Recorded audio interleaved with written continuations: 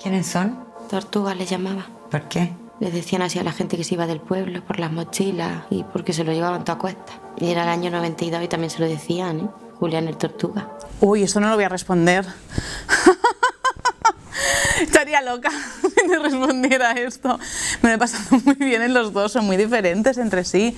Pero Toronto fue una experiencia y Málaga fue una celebración, vamos, incomparable.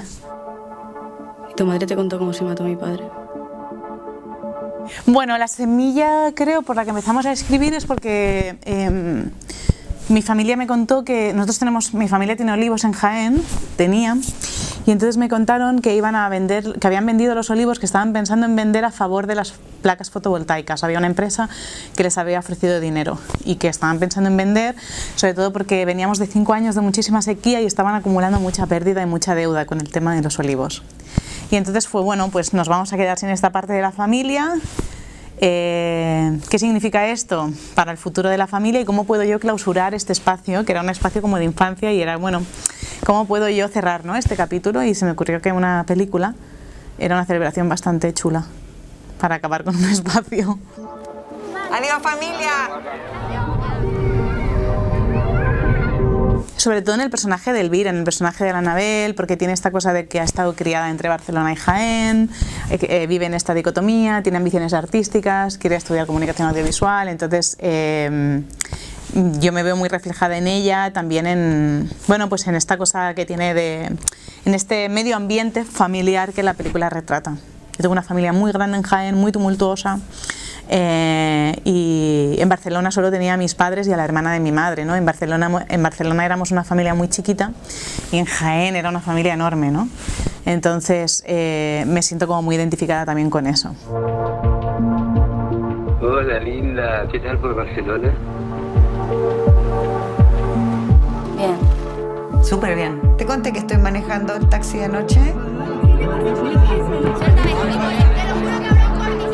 No, la película tiene un andamiaje de guión muy potente. Es una película que tardamos 5 años en escribirla, que pasó por muchos cambios, que se fueron probando muchas estructuras. Nosotros hicimos una estructura un poco como en forma de árbol. Había algo que era el duelo, que era lo que siempre, como contaba, ¿no?, lo que siempre se sostenía a lo largo de la película, pero en realidad nosotros lo que imaginamos era cómo todas las circunstancias de presente de los personajes impactaban contra eso, ¿no? Entonces tenía como una estructura muy complicada la película, era una película con 2 puntos de vista, que esto complica todavía más todo, ¿no?, porque tienes que tener bien explicada a la madre, tienes que tener bien explicada a la hija, pero en ningún momento se tiene que dar la información repetida, o sea, porque el cambio de punto de vista tiene sentido cuando eres capaz de ver como el otro lado de la luna, ¿no? Entonces, para mí fue muy difícil escribir el guión porque requería como de mucha... Hay como toda una cosa como medio opulente, ¿no?, medio barroca en el guión y eso costó mucho de escribir y de hecho hubieron muchos fallos y mucho fallo, error, pruebo por otro camino, vuelvo para atrás, vuelvo a reescribir, llevo 6 meses trabajando en esta línea y me he dado cuenta de que no llega al lugar donde quiero, entonces voy a volver atrás. Entonces fue muy complicado, muy complicado. No hace falta volver a pasar por un tipo de experiencia así.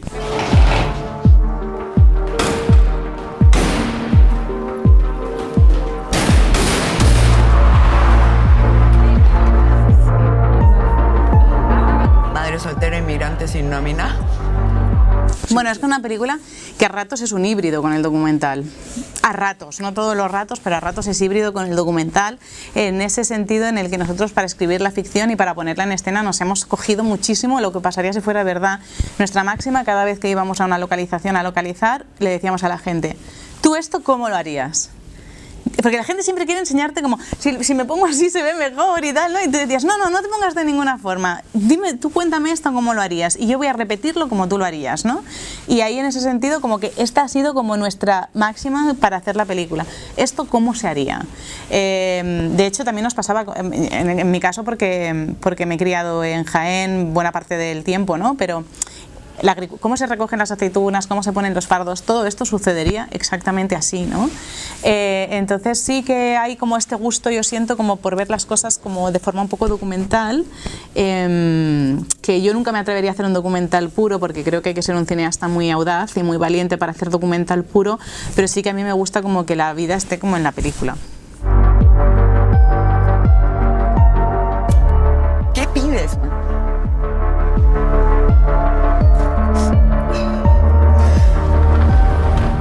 ¿Qué pido? Que vendas esta mierda, que consigas un piso, pero no puedes. Bueno, hacíamos unos castings un poco en un sistema que nosotras nos inventamos un poco, entre yo y Cristina Pérez, que Cristina Pérez venía a hacer el casting del agua.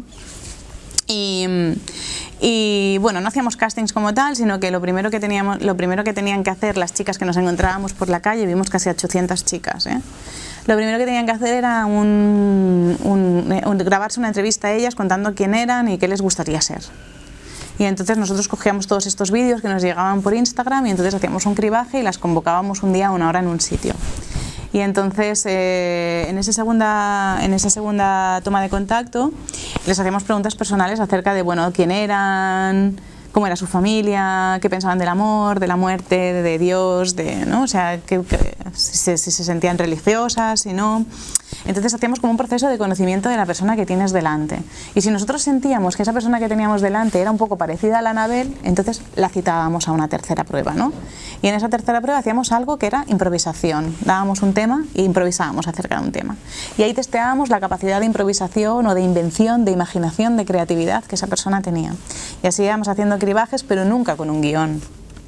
No enviábamos una separata, las chicas se la aprendían y venían y decían, porque también sabíamos que era como una forma de no encontrarla. Nadie nos iba a gustar testeándolas desde ese lugar tan artificial, ¿no? Entonces lo que queríamos ver era un poco quién eran y si se parecían a la Ana que estábamos buscando. Fue muy complejo, muy largo. ¿Dónde está tu madre? Yo sé dónde está mi madre. Me encanta Fidel. No, porque es que son muy buenas actrices. De hecho, antes lo hablábamos con Luis. Esta secuencia, por cosas de producción, nuestro ayudante de dirección se rompió la cabeza para que llegara al final del rodaje, porque era muy, ¿no? Como ya tenían que estar muy rodada, Elvira y tal. Por cosas de producción fue el segundo día de rodaje. Entonces Elvira hacía 24 horas que era actriz. Hizo aquello. Entonces no sé qué hará dentro de unos años cuando sea una actriz de trayectoria. Pero yo tenía mucho miedo porque sabía que era una secuencia muy compleja y que tenía que estar bien en la película. Sin esa secuencia no había peli. O sea, esto lo tenía yo clarísimo.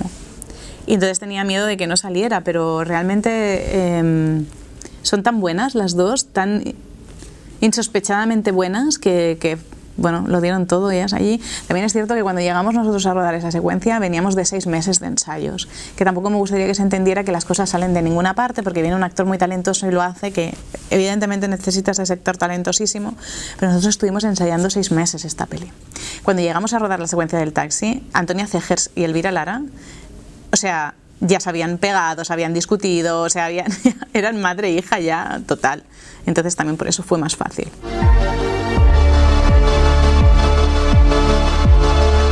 Bueno, es como un término muy acuñado de forma oral, entonces era como una forma en la que yo ya había escuchado que se referían a la gente que se iba de los pueblos y se iba a las ciudades, ¿no? Y era como, bueno, yo ya sabía que este término existía, entonces se lo puse a la película de forma un poco provisional, como para entendernos de la película que estábamos haciendo, que es esta cosa, porque el título mantiene esta cosa de este movimiento que nunca termina, ¿no? Que es ese movimiento migratorio en el que parece que uno nunca llega, ¿no? Al sitio al que iba a llegar. Y fue un poco provisional, y se fue quedando y al final decidimos salir a salas con este título, pero siempre fue como algo de deberíamos pensar algo más fácil, deberíamos pensar algo más asequible y no algo tan complicado y tal, pero bueno, al final fue también este riesgo que corrimos de salir con este título y también es bonito ver que a la gente le llama la atención, ¿no? Porque también lo haces para eso, ¿no? Para que la gente se quiera acercar a la sala a ver la peli. Te estimo, vida mía. Muchísimo. Tú y yo vamos a estar bien.